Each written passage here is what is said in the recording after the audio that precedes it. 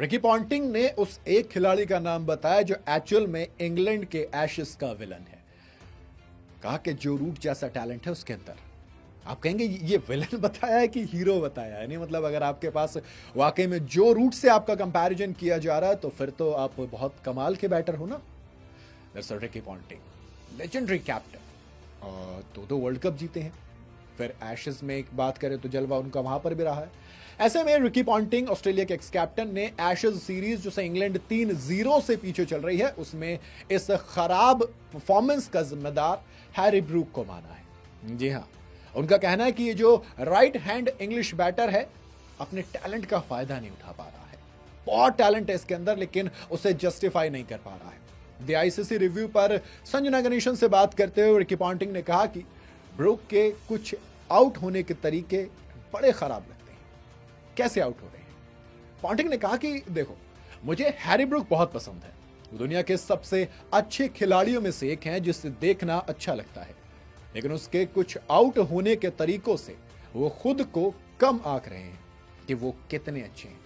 उन्हें कुछ ऐसी चीजें करने की जरूरत नहीं है जो वो कर रहे हैं। उसे पिछले 15 सालों से जो रूट को क्रिकेट खेलते हुए देखने का मौका मिला है। ये अपने आप में जो रूट की तारीफ करते, देख रहे हो आप कि आपको उसे देखने का मौका मिला तो आपको कुछ करने की जरूरत नहीं है। और ये जो रूट की कोई बुराई नहीं है।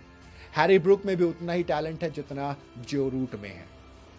एशेज सीरीज में हैरी ब्रूक के आउट होने के तरीकों को लेकर काफी सवाल पहले भी उठाए हैं। दरअसल तीसरे टेस्ट की दूसरी पारी में उन्होंने नाथन लियोन को पता नहीं आउट ऑफ नोवेयर, अच्छा खेल रहे थे, रिवर्स स्वीप करने की कोशिश की और क्लीन बोल्ड हो गए।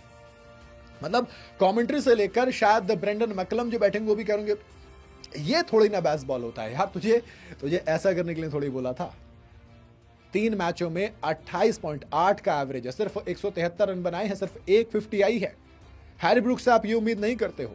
ये वही हैरी ब्रूक है जो अभी जब इंग्लिश मतलब कंडीशंस में इंडिया गई थी खेलने के लिए, वहां पर ये इंग्लैंड का लीडिंग रन गेटर था, कमाल की परफॉर्मेंस दी थी।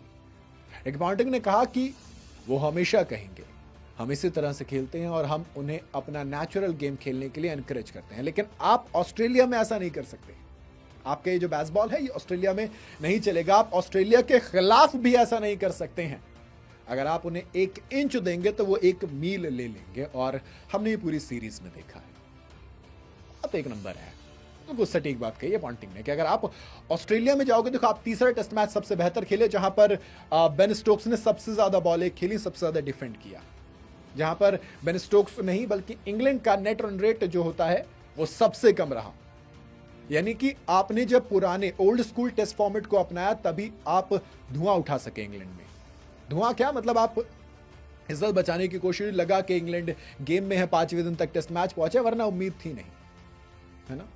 हैरी ब्रूक जब 2025 में होम सीरीज पे थे, यानी कि एंडरसन तेंदुलकर ट्रॉफी में, तो 481 रन बनाए थे 5 मैच के अंदर। 53.4 का एवरेज था, 53.4 का कमाल का एवरेज था, है ना। तो लेकिन जब यहां पर आए एशेज में, पहली इनिंग में 52 रन, 50 आ गए, फिर 0, 31, 15, 45 और 30 ये स्कोर हैं, स्कोर।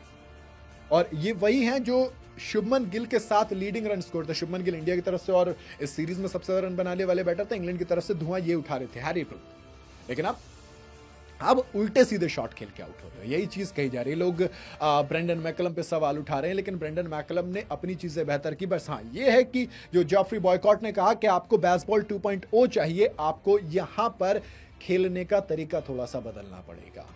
रिकी पॉन्टिंग ने भी वही कही है।